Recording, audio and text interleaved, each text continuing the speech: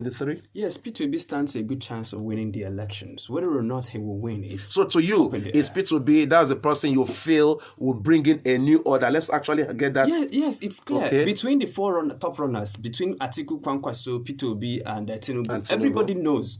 At least even those who are supporting Atiku and Tinubu, they know that Peter is the best man for this job. Okay. He stands a chance to win the elections, but I've looked at Nigeria.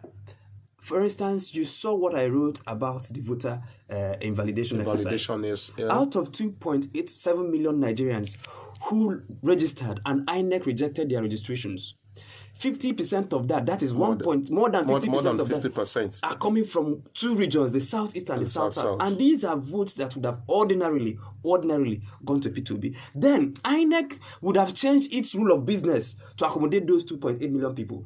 Now, what do I mean by rule of business? INEC says, how did they disqualify 2.8 million? What led to disqualification, yes? If you had done registration before, double registration, multiple registrations, and then you've lost your PVC, you tried your this thing, you couldn't, and then you come to order for a new PVC. We made the case to INEC. If people have done before and they came back to do again, take off the old registration and retain the new one. INEC says no, that it will take out the new one and retain. And then we said to INEC, if this person still has the old one, he will not present himself for the new one. If INEC had done that, 2.8 million Nigerians would have voted, and we know who they would have voted. So you have technically taken away 2.8 million possible votes for P2B.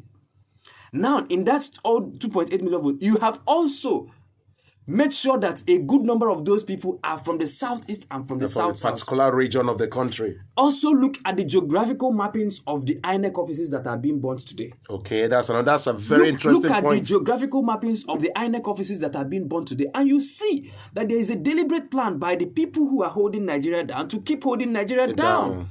And that is the thing I am looking at. I have look at, okay, did you see the display of the voter register? Did you see the kids? Did you see the several underage voters? The underage voters, strange names. As of today, we are sitting in this studio. Has INEC confirmed to you as a journalist that they have cleaned up the voter register?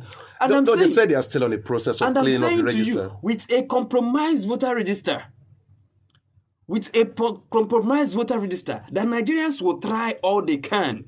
But the powers that are holding Nigerians down, and that is what I'm warning. I am sounding an alarm for Nigerians to be at alert.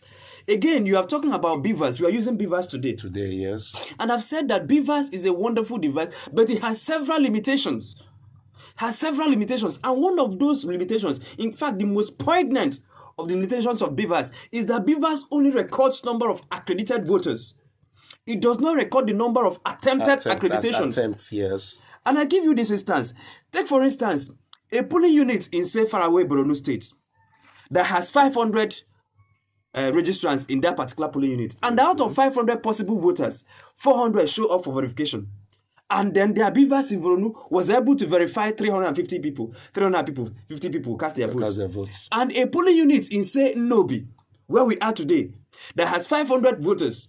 And then out of 500 voters, say Nandi Baya Putaro, 350 or 300 show up. And then out of the 300 that showed up on the election day, BVAS was not able to accredit up to 100 of them. Up to 100 or 200.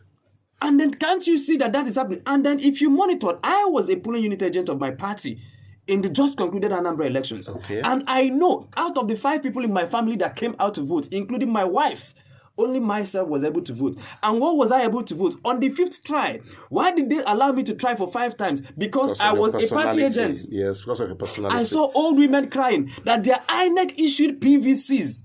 The same INEC issued BVAS could not accredit them on the election day. So I am telling Nigerians, what if there is a deliberate sabotage of the BVAS on the election day? Not about number of people who come. Anybody who comes out to vote, we know who we will vote for. But what if they come out en masse and they are unable to vote? And then why do you are quick to dismiss this as conspiracy theory? And I'll say to you, look at what happened during the voter registration exercise.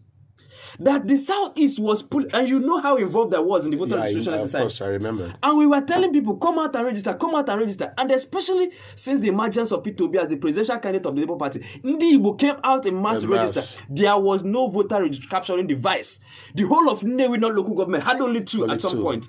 And the 2 in Nnewi were servicing Nnewi North and Nnewi South because people in Nnewi South could not deploy because of the insecurity. In the whole of Onitsha North local government, at a point, they had only 1 functional device in Onitsha North local government area. In Oka South local government area, which is the capital city, they had only 2 and then added another 3, which is 5 capturing devices. And I'm saying to these people, how many devices are in Nigeria and how many did you send to the southeast? Because Borno, Yobe, and all those northeastern states that had Boko Haram, they were turning out impressive voter registration numbers. There was even a situation where we heard registration was done for people outside Nigeria in Niger Republic. So I am saying, if you have, by the number of deployed machines, technically disenfranchised a region, what do you think these people will do on the election day? And I have made this case to the leadership of the parties involved. I have said, don't walk into this election, and I'm repeating it on your platform, don't walk into this election without an independent audit of INEC systems.